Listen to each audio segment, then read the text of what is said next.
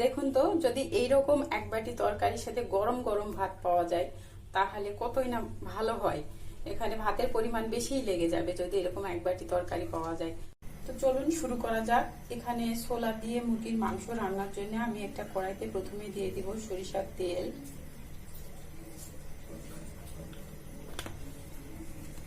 এর সাথে আমি এখন দিয়ে দিব পেঁয়াজ কুচি। আমি এখানে 3টে পরিমাণে পেঁয়াজ দিয়েছি। পেঁয়াজ কুচিটা দিয়ে দিব। পেঁয়াজটাকে আমি ভালো মতো একটু নেড়ে চেড়ে সেদ্ধ করে নিব।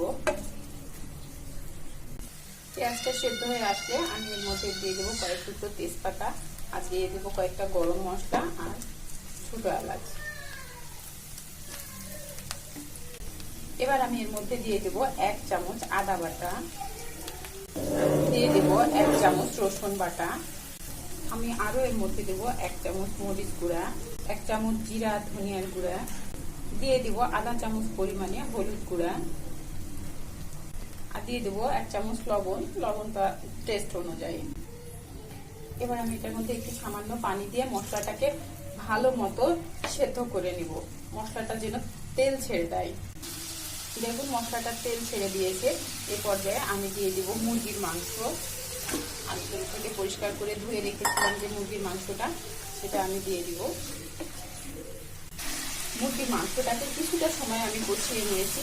এ পর্যায়ে আমি দিয়ে দিব আমি আগে থেকে ছোলার ডাল প্রেসার কুকারে সিদ্ধ করে রেখেছিলাম। এটা প্রায় 60-70% পরিমাণে সিদ্ধ করেছি। এবার আমি ছোলার ডালটা মাংসের মধ্যে দিয়ে দিব। ছোলার ডাল আর মুরগির মাংসটাকে আরেকটু ভালো মতো কষিয়ে নিব।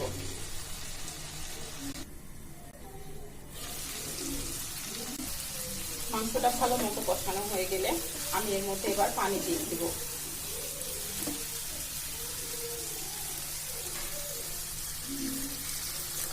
যেহেতু মুরগির মাংস হইতে খুব বেশি সময় লাগবে না বা বেশি পানির প্রয়োজন নাই, খুব বেশি পানি দেবো না আমি এটাতে।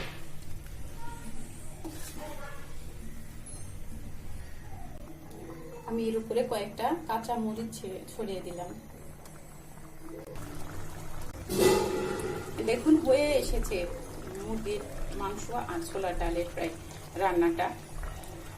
এবার আমি চুলার আঁচটাকে বন্ধ করে দিয়ে উপরে একটু ভাজা জিরা ছড়িয়ে দেব। সবার সুস্বাস্থ্য কামনা করছি। সবাই ভালো থাকবেন। আল্লাহ হাফেজ।